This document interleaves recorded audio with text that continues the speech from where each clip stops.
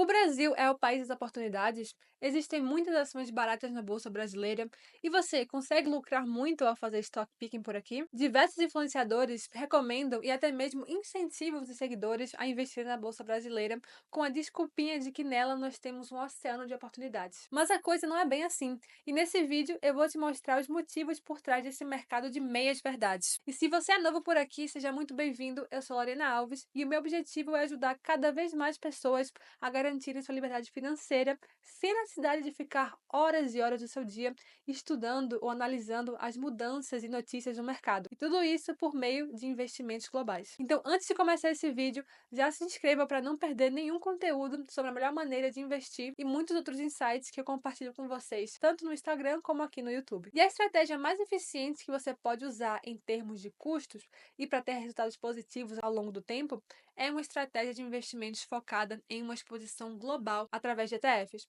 E por conta disso, eu sempre gosto de alertar o perigo que é investir a maior parte do seu patrimônio apenas no Brasil.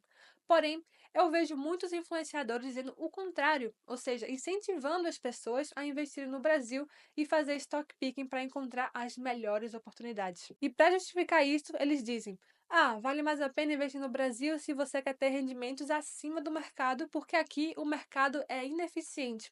Então dá para encontrar ações que ninguém mais está olhando e ganhar muito dinheiro com isso. Porém, será que é mesmo assim? Primeiramente, essas pessoas defendem que pelo fato do mercado americano ser eficiente, não dá para ter resultados acima da média.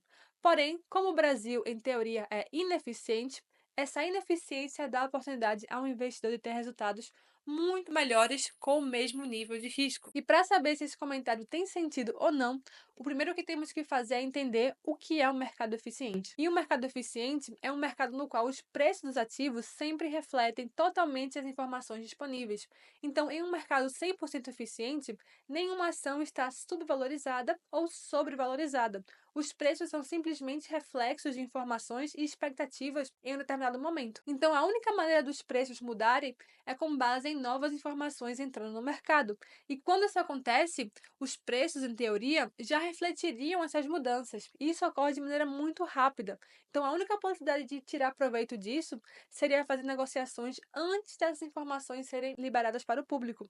Porém, isso é, na verdade, uma prática ilegal no mercado financeiro. E é justamente por isso que esse movimento aleatório de preços torna o stock picking e o market timing praticamente impossíveis de serem realizados com sucesso e de maneira frequente.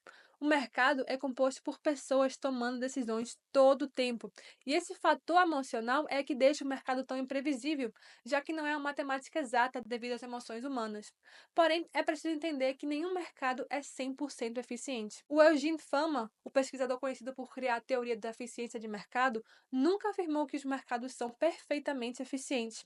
A eficiência de mercado seria o estado ideal, mas a realidade é que os mercados apenas tendem a se aproximar dessa idealização. Então, entendendo que os mercados não são perfeitamente eficientes, a grande questão é se essa ineficiência pode ser explorada de forma constante para ter resultados acima da média no mercado. E a melhor maneira de comprovar essa hipótese é através de testes. E a abordagem mais comum e robusta para testar a eficiência de mercado é o estudo da capacidade dos gestores de superar o mercado sem assumir riscos adicionais. Então vamos pegar o Brasil, por exemplo. Se o nosso mercado fosse, de fato, ineficiente, nós, em teoria, podíamos encontrar ativos subvalorizados para ter resultados acima da média, e isso sem correr nenhum risco adicional. Porém, olhem esses dados aqui.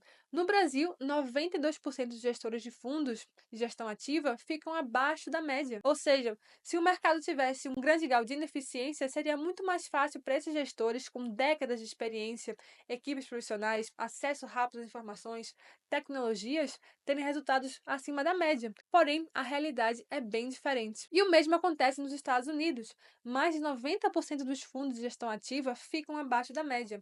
Além disso, olhem para esses dados sobre a performance de Warren Buffett.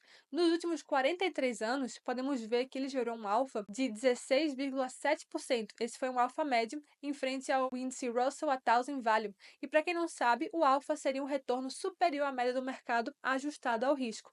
Porém, quando a gente analisa o segundo período, que vai de 2003 até 2023, a gente vê que a mesma carteira gerou um alfa médio de 0,15%. E o que tudo isso quer dizer? Primeiramente, é óbvio que Warren Buffett você continua sendo um gênio e tendo resultados melhores do que 97% dos profissionais do mercado. Porém, nós podemos perceber que os mercados estão cada vez mais eficientes e que a competição por alfa está cada vez mais difícil. Então, a conclusão que podemos ter é que, com o tempo, devido aos avanços tecnológicos e investidores cada vez mais habilidosos, a tendência é que os mercados fiquem cada vez mais eficientes. E em mercados cada vez mais eficientes, a única maneira de gerar retornos mais altos de forma consistente é assumindo mais risco. E esse é o ponto principal, o risco. É meio óbvio que quanto maior é a sua exposição ao risco, maior será a sua expectativa de retorno. Mas o que você precisa entender e se perguntar é: vale a pena correr esse risco? É inegável que o Brasil tem muito mais risco do que os Estados Unidos ou um país desenvolvido. Então, será que vale a pena aumentar tanto assim o risco da sua carteira, aumentando as chances de ter retornos negativos em uma moeda fraca, em um país com pouca segurança jurídica, só para tentar ter retornos acima da média? E lembrando que nem mesmo os gestores profissionais conseguem fazer isso com frequência. E na minha opinião e para minha estratégia, isso é um risco que não vale a pena correr. Ao investir globalmente, eu já tenho a minha parcela de investimentos em países emergentes e para mim não faz sentido ter a maior parte da minha carteira fazendo stock picking e principalmente concentrado em países com muito risco, como é o caso do Brasil. Então agora você pode estar se perguntando: então essas pessoas que incentivam os outros a investirem no Brasil não têm consciência desses dados, desses riscos? E até pode ser, mas o principal motivo é na verdade o conflito de interesse. A maioria dessas pessoas tem empresas no Brasil, ou seja, elas se beneficiam mais se você estiver investindo no Brasil do que se você estivesse investindo em outro lugar. Porque se eles realmente acreditassem no argumento que eles defendem, eles não ensinariam a investir apenas no Brasil, mas sim em vários países emergentes, que em teoria também seriam mercados ineficientes, como por exemplo México, Argentina, Rússia, África do Sul, mas a realidade é que isso não acontece. Então é muito importante que você questione, sempre busque mais informações e fique atento aos conflitos de interesse. Por isso que eu uso uma estratégia de investimentos global através de ETFs, porque para mim essa é uma verdadeira diversificação, onde você tem custos muito baixos para manter essa estratégia. E claro, na sua estratégia você pode incluir posições individuais e mais especulativas se for o seu caso. Só não pense que ter a média do mercado é algo ruim. Ao contrário, como eu mostrei, a maioria dos profissionais ficam abaixo da média. Então, só pelo fato de você estar seguindo a média, você teria resultados melhores do que eles. E se você ainda quiser ter um retorno acima da média ou aumentar a sua expectativa de retornos maiores, você pode incluir outros tipos de ativos, por exemplo, ter exposição a fatores. Se você quer aprender a investir globalmente e sem conflitos de interesse, é só clicar no link na descrição e se inscrever para o Guia do Sucesso do Investidor, o meu curso onde eu vou te ensinar a investir do zero até se tornar um investidor de sucesso.